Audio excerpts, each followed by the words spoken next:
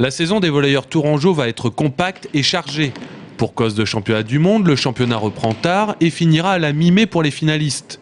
Avec la Ligue des Champions et la Coupe de France, le rythme des matchs va être élevé et le TVB devra assurer le tempo. On a des gros matchs au début, ce qui n'est pas plus mal parce qu'on joue la Ligue des Champions rapidement, ça nous permettra d'avoir du rythme. Alors j'espère que ça se passera bien, mais on sait qu'on va être attendu partout. Ça fait plusieurs années qu'on joue avec ça, donc c'est pas tellement un souci. Eric et moi, nous avons l'habitude. Maintenant, il faut que les joueurs rentrent dans le moule, surtout les nouveaux arrivants. Tenant du titre de champion de France, de la Coupe de France, le TVB sera attendu partout où il jouera.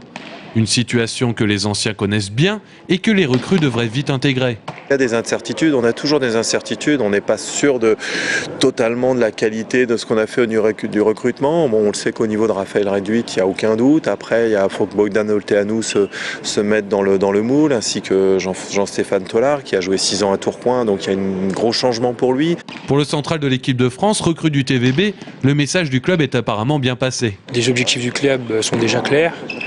Donc c'est déjà de gagner soit le championnat ou soit la Coupe de France, ou les deux comme ils ont fait l'an dernier, et d'aller le plus loin possible en Coupe d'Europe. Et par définition, cette saison 2010-2011, ce sera la dernière Coupe d'Europe, le dernier championnat de France et la dernière Coupe de France de Loïc de Kergray. Sauf si j'ai un transfert au milieu de l'année, mais c'est pas prévu. Donc non, je finirai ma carrière au TVB, ouais, c'est sûr, et ce sera à la fin de l'année. Et pourquoi pas un dernier titre pour la route? Le TVB est comme chaque année favori pour reconquérir les trophées. Et parmi ses plus vifs concurrents, il y aura les voisins poitevins. Je pense qu'il y a sur Poitiers, il y a une très très bonne équipe, supérieure à l'an passé, qui a fait des efforts de recrutement, qui a dû faire des efforts budgétaires, malgré ce que je lis, parce que pour avoir ces joueurs-là, il faut faire des efforts budgétaires.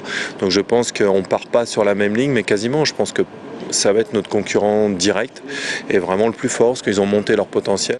Parmi les équipes à suivre, il y aura aussi l'AS Cannes et pourquoi pas le Bouc de Beauvais qui affiche des ambitions en demi-finale de play-off. Coup d'envoi de la saison, c'est samedi et ce n'est que le début d'une très longue série de matchs.